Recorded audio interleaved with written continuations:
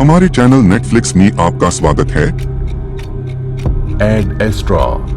इस कहानी की शुरुआत में बताया जाता है कि 21वीं सेंचुरी के अंत में धरती के लगभग सभी रिसोर्सेज खत्म हो चुके हैं। इसीलिए धरती से एस्ट्रोनॉट्स की एक टीम को दूसरे प्लेनेट जिसका नाम नेपच्यून है वहां भेजा जाता है, ताकि वो दूसरी दुनिया के एलियंस को ढूंढ सके जो कि बहुत ज्यादा इंटेलिजेंट हो, बहुत ज्यादा एडवांस हो और वो धरती को बचाने में इंसानों की मदद कर सके। 16 साल बाद वो टीम नेपच्यून प्लेनेट के पास पहुंच जाती है, जिसके बाद अर्थ से उनका कनेक्शन पूरी तरह से टूट जाता है और अब सबको लगता है कि वो पूरी की पूरी टीम मारी जा चुकी है। साथ ही अब धरती के वातावरण से एक अजीब सी वेव बार बार टकरा रही होती है जो धरती के वातावरण को नुकसान पहुंचा रही है। और अब इस घटना को पूरे 29 साल बीत चुके हैं जब नेपच्यून प्लेनेट के लिए इंसानों की टीम गई थी। वहीं हमें धरती की ऑर्बिट के बाहर एक स्पेस स्टेशन को दिखाया जाता है जहाँ पर एक एस्ट्रोनॉट काम कर रहा होता है जिसका नाम रॉय है। और तभी वो एनर्जी वेव जो बार बार कई सालों से धरती को नुकसान पहुंचा रही है वो स्पेस स्टेशन से टकराती है, जिससे पूरा का पूरा स्पेस स्टेशन तबाह हो जाता है। और रॉय जो कि बाहर काम कर रहा होता है उस वेव के टकराने की वजह से वो नीचे गिर जाता है। स्पेस स्टेशन भी पूरी तरह से तबाह हो जाता है और अब रॉय अंतरिक्ष से धरती की कक्षा में आ जाता है। वो लगातार धरती की तरफ गिरना शुरू हो जाता है। वो अपना पैराशूट खोल देता है जिससे वो अर्थ पर एक दूसरी कंट्री में लैंड हो जाता है। हालांकि रॉय के अलावा कोई भी नहीं बचा होता। ये एक बहुत बड़ा चमत्कार होता है क्योंकि इतनी ऊपर से कभी भी कोई पैराशूट से बच नहीं सकता। हालांकि रॉय बच चुका है लेकिन उसे देखकर लगता है कि उसकी जिंदगी में कभी कोई खुशी नहीं थी। वो हमेशा उदास रहता है और जिस वजह से उसकी पत्नी ने भी उसे छोड़ दिया था। दरअसल आज से कई साल पहले नेपच्यून प्लेनेट की तरफ जो एस्ट्रोनॉट्स की टीम गई थी उनको लीड करने वाले और कोई नहीं बल्कि रॉय के पिता थे, जो कि एक बहुत बड़े वैज्ञानिक, बहुत बड़े एस्ट्रोनॉट थे जो नेपच्यून में जाकर इंटेलिजेंट लाइफ को ढूंढना चाहते थे।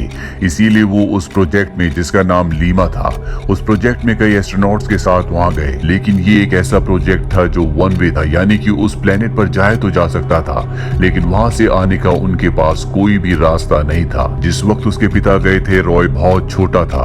उसके पिता उसकी मॉम को और उसे छोड़कर चले गए थे। रॉय अपने पिता से बहुत प्यार करता था और जब उसके पिता की टीम का कांटेक्ट अर्थ से पूरी तरह से टूट गया तो उसे बताया गया कि उसके पिता अब जिंदा नहीं है, वो मारे जा चुके हैं। जिसके बाद रॉय बहुत उदास हो गया। उसके मन में सिर्फ एक सूनापन रह गया था जो आज भी बरकरार है। अब रॉय को उसकी टीम अपने पास बुलाती है और उसे बताया जाता है कि जो एनर्जी वेव तुम्हारे स्पेस स्टेशन से टकराई थी जिससे एक्सीडेंट हुआ था वो नेपच्यून प्लेनेट से आई थी। हमें लगता है कि तुम्हारे पिता अब भी जिंदा है। वो अर्थ से निकलने के 16 साल बाद नेपच्यून प्लेनेट पर पहुंच गए थे, जिसके बाद हमारा कांटेक्ट उनसे टूट गया। लेकिन आज पूरे 29 साल हो चुके हैं और उनके पहुंचने के बाद से एनर्जी वेव्स धरती पर आना शुरू हो गई। हमें लगता है कि वहां पर वो कुछ ना कुछ एक्सपेरिमेंट्स कर रहे हैं और अगर वो इसी तरह से करते रहे तो हम अपनी धरती को खो देंगे। इसीलिए हमने तय किया है कि तुम एक टीम के साथ मार्स प्लेनेट पर जाओ, जहां से तुम नेपच्यून प्लेनेट पर अपने पिता से कांटेक्ट कर सकते हो और तुम्हें इन सब चीजों को उन्हें रोकने के लिए कहना होगा। अब रॉय भी मान जाता है क्योंकि वो अपने पिता से मिलना चाहता है, वो उनसे बहुत प्यार करता है। इसीलिए वो टीम के साथ मार्स पर जाने के लिए तैयार हो जाता है। लेकिन सबसे पहले इन्हें मून पर जाना होगा। यहाँ पर कर्नल भी उसके साथ आते हैं।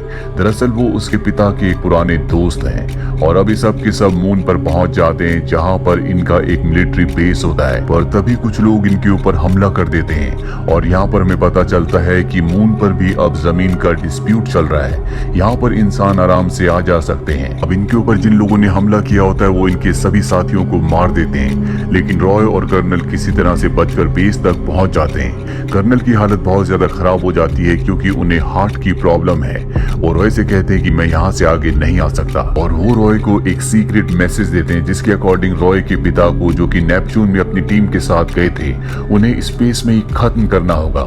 यानी कि उन्हें किसी भी कीमत पर धरती पर नहीं आने दिया जाएगा क्योंकि सबको लगता है कि वो धरती के लिए, अर्थ के लिए खतरा है। ये सुनकर रॉय को बहुत दुख होता है और अब वो अपने बचे हुए साथियों के साथ मार्स प्लेनेट की तरफ निकल पड़ता है। और जब भी मार्स की तरफ जा रहे होते हैं तभी रास्ते में इन्हें एक दूसरे स्पेस स्टेशन से सिग्नल्स मिलते हैं और ये लोग तय करते हैं कि इन्हें उस स्पेस स्टेशन पर जाना चाहिए। हालांकि रॉय ऐसा करने से मना करता है। वो कहता है कि हमारा मिशन मार्स पर जाना है, लेकिन उसकी बात नहीं सुनी जाती और अब इस सब के सब उस जगह पहुंच जाते हैं जहां से इन्हें सिग्नल्स मिले थे। और जब स्पेस स्टेशन के अंदर जाते हैं तो पूरी तरह से खाली होता है, वहां पर कोई भी इंसान नहीं होता और अगले पल एक बहुत बड़ा चिंपैंजी इनके ऊपर हमला कर देता है जो बहुत खतरनाक होता है। रॉय किसी तरह से उसे केबिन के अंदर बंद करके मार देता है और उसने इनके कैप्टन को बहुत बुरी तरह से जख्मी कर दिया होता है, जिस वजह से उनकी मृत्यु हो जाती है और अब ये बचे हुए क्रू मेंबर्स मार्स की तरफ निकल पड़ते हैं। पर इससे पहले कि इनका स्पेसशिप मार्स पर लैंड करता, एक बार फिर से वही एनर्जी वेव आती है जो इनके स्पेसशिप को पूरी तरह से हिला देती है। रॉय किसी तरह से उसे संभाल कर लैंड करवा देता है और अब ये मार्स पर लैंड कर चुके हैं, जिसके बाद ये नेपच्यून प्लेनेट से कांटेक्ट करते हैं जहां पर आज से 29 साल पहले रॉय के पिता अपनी टीम के साथ गए थे। रॉय को यहाँ पर एक मैसेज पढ़ना होता है, वो उस मैसेज को पढ़ देता है लेकिन इन्हें कोई भी रिप्लाई नहीं आता और इसके बाद रॉय एक बार फिर से ट्राई करता है और इस बार वो लिखे हुए मैसेज को नहीं पढ़ता बल्कि उसके दिल में जो उसके पिता के लिए इमोशंस होते हैं वो उन इमोशंस को बयां करता है, जिससे वो खुद भी बहुत ज्यादा इमोशनल हो जाता है। यहाँ इनकी जो हेड होती है वो रॉय को अब इस टीम से निकाल देती है क्योंकि उसने रूल्स को फॉलो नहीं किया, उसे वही बोलना था जो लिखा गया था। लेकिन रॉय ने जो मैसेज अपने पिता के लिए भेजा था वो बहुत ज्यादा इमोशनल होता है, इसीलिए उसके पिता का रिप्लाई उसे आ जाता है, लेकिन वो रिप्लाई उसे सुनने नहीं दिया जाता और इस टीम की जो हेड होती है वो रॉय को अर्थ पर वापस भेजना चाहती है। पर इससे पहले कि उसे अर्थ पर वापस भेजा जाता, उसके पास यहाँ की डायरेक्टर आती है और उससे पूछती कि तुम यहाँ पर क्या करने के लिए आए थे। दरअसल अर्थ से वो अपने साथ कर्नल को लेकर आया था और ये जो बाकी लोग थे, बाकी क्रू मेंबर्स थे, पहले से मून पर थे जो उसके साथ यहाँ पर आए हैं। इसीलिए इन सबको रॉय के मिशन के बारे में बहुत कुछ नहीं पता होता। रॉय ने कुछ बताना भी नहीं चाहता क्योंकि ये एक सीक्रेट मिशन है और तब उसे डायरेक्टर बताती है कि जो वेव्स हमारी धरती से, मून से और दूसरे प्लेनेट से टकराती है उसकी वजह से मेरे बहुत सारे साथी मारे जा चुके हैं। इसके बाद रॉय को ये भी बताती है कि आज से कुछ साल पहले हमें तुम्हारे पिता का एक मैसेज आया था और वो मैसेज उसे दिखाती है जिसमें रॉय के पिता कह रहे होते हैं कि हम सब यहाँ पर इंटेलिजेंट एलियंस को ढूंढने के लिए आए थे जो हमसे बहुत ज्यादा एडवांस हो, जो हमारी धरती को बचा ले, और ये एक बहुत बड़ी खोज थी। लेकिन मेरे सभी साथी अर्थ पर वापस जाना चाहते थे क्योंकि साइकोलॉजिकली वो बहुत ज्यादा वीक हो चुके थे। मैंने उन्हें ऐसा करने के लिए मना भी किया लेकिन उन सब ने मेरी बात नहीं मानी और जब वो स्पेसशिप लेकर वापस जा रहे थे तो मैंने उन सब के लाइफ सपोर्ट हटा दिए, जिस वजह से उन सब की मृत्यु हो गई। यहाँ पर जो कमांडर होती है कि तुम्हारे पिता की टीम में मेरे माता पिता भी थे, यानी कि उसके माता पिता की जान भी रॉय ने ली है और इस बात से रॉय बहुत ज्यादा दुखी हो जाता है क्योंकि बचपन से वो अपने पिता को बहुत मिस करता है। उसके पिता उसके लिए एक हीरो थे, वो हमेशा उन्हीं की वजह से उदास रहता है क्योंकि उसके पिता बचपन में उसे छोड़कर चले गए थे और अपने पिता का ये सच जानने के बाद उसे बहुत दुख होता है कि उसके पिता ने कई मासूमों की जान ली। डायरेक्टर उसे बताती है कि तुम्हारे पिता के एक्सपेरिमेंट्स की वजह से ये एनर्जी वेव्स जनरेट हो रही हैं, जिससे हमारी अर्थ को खतरा है और तुम्हें यहाँ पर इसलिए भेजा गया है ताकि तुम्हारे पिता तुम्हारे मैसेज का जवाब दे, ताकि उनकी लोकेशन का पता चल जाए और उस स्पेस स्टेशन को ब्लास्ट कर दिया जाए। और अब उन्हें पता है कि तुम्हारे पिता का स्पेस स्टेशन कहाँ पर है और जल्दी यहाँ से एक रॉकेट लॉन्च होने वाला है जो तुम्हारे पिता के स्पेसशिप को ब्लास्ट कर देगा। रॉय डायरेक्टर से कहता है कि मैं आखिरी बार अपने पिता से मिलना चाहता हूँ, मुझे तुम्हारी मदद की जरूरत है। और इसके बाद डायरेक्टर एक टनल से उसे उस रॉकेट तक पहुंचा देती है जो लॉन्च होने वाला है और इससे पहले कि रॉकेट लॉन्च होता वो उसके अंदर पहुंच जाता है। और इसके अंदर जो एस्ट्रोनॉट्स होते हैं उन्हें पता चल जाता है कि रॉय अंदर आ चुका है। उसका दिमागी संतुलन पूरी तरह से ठीक नहीं है, वो उसे गन से बेहोश करने की कोशिश करते हैं लेकिन फायर की वजह से इनका ग्लास क्रैक हो जाता है, जिससे इसके अंदर की जितनी भी ऑक्सीजन होती है वो सब की सब रिलीज हो जाती है और यहाँ पर सब के सब एस्ट्रोनॉट्स मारे जाते हैं। रॉय बच जाता है क्योंकि उसने स्पेस सूट पहना होता है और अब वो अकेले उस तरफ निकल पड़ता है जहाँ पर उसके पिता का स्पेस स्टेशन है। रास्ते में जाते हुए उसे अपने पिता की बहुत याद आ रही होती है, वो उनकी वीडियोस देखता है और आज जो भी उसकी मेंटल स्टेट है जहाँ पर वो बिल्कुल भी खुश नहीं रहता, जिसकी वजह से उसकी पत्नी भी उसे छोड़कर जा चुकी है, वो सिर्फ इसलिए है क्योंकि उसके पिता बचपन में उसे छोड़कर चले गए थे।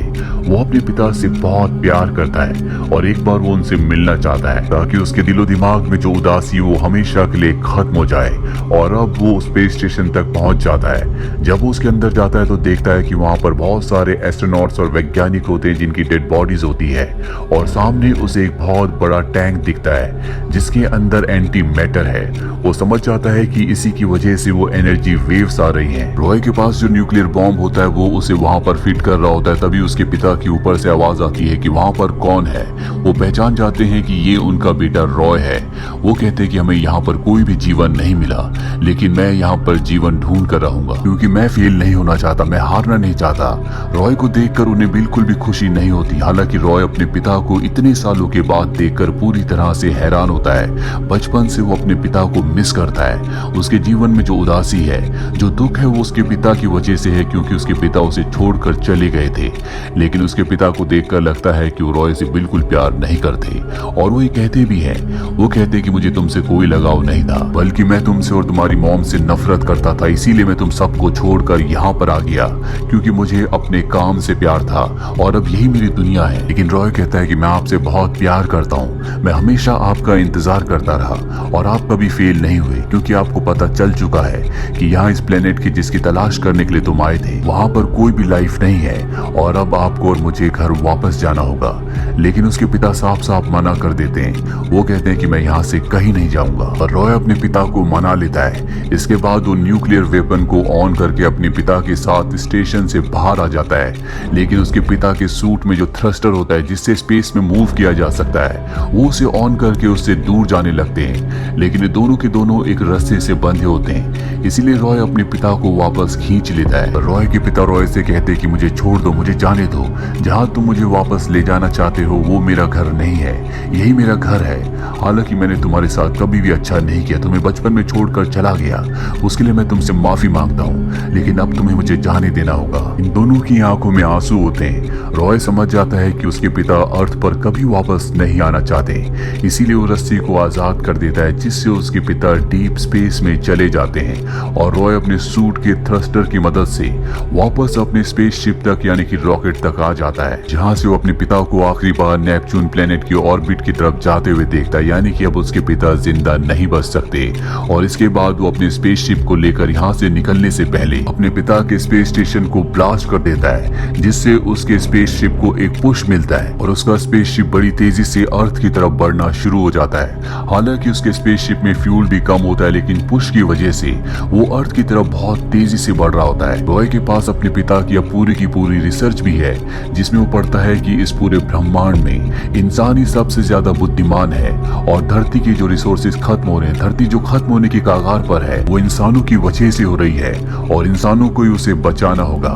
इसके बाद वो अर्थ पर वापस आ जाता है। वो जख्मी होता है, इसीलिए उसे हॉस्पिटल में ले जाया जाता है और बचपन में उसके पिता की वजह से उसके दिमाग में जो सैडनेस होती है अब वो भी पूरी तरह से खत्म हो चुकी है। उसे पूरी असलियत पता चल चुकी है। उसने जो भी एक्सपीरियंस किया होता है उससे रॉय को एहसास होता है कि जो भी लोग उसके पास हैं उसे उनसे ही प्यार करना होगा। उसकी पत्नी जो उसे छोड़कर चली गई होती, वो अपनी पत्नी से मिलने के लिए जाता है और उसे कहता है कि मेरे मन में एक ही जिद थी कि मैं अपने पिता से मिलूं, लेकिन मैं अपने पिता की तरह नहीं बनना चाहता। मैं तुम सबसे प्यार करता हूं और तुम्हारे साथ रहना चाहता हूं। दरअसल रॉय को लगता था कि उसके पिता उससे दूर हो गए हैं, जो उससे बहुत प्यार करते थे, लेकिन उसके पिता ने उससे कभी प्यार नहीं किया था और आखिरी में उसके पिता ने उससे माफी मांगी थी और रॉय नहीं चाहता कि वो भी अपने पिता की तरह बने, इसीलिए वो अपनी पत्नी से माफी मांगता है और कहता है कि अब मैं पूरी तरह से बदल चुका हूँ। इस पूरे सफर ने रॉय को ये समझा दिया कि उसे जीवन में स्टैग्नेंट यानी कि एक जगह रुकना नहीं चाहिए। एक फीलिंग्स के लिए अपनी और दूसरों की जिंदगी को बर्बाद नहीं करना चाहिए, बल्कि जिंदगी में आगे बढ़ना चाहिए। उसे एहसास होता है कि जिंदगी में खुश रहना बहुत जरूरी है और अपनों का साथ उससे भी ज्यादा जरूरी। और अब रॉय पूरी तरह से बदल चुका है और इसी के साथ ये फिल्म, ये कहानी यहीं पर खत्म हो जाती है। ये वीडियो एंड तक देखने के लिए आपका शुक्रिया। ऐसे और दिलचस्प कहानियों के लिए चैनल को सब्सक्राइब कर ले। मिलते हैं अगले कहानी में।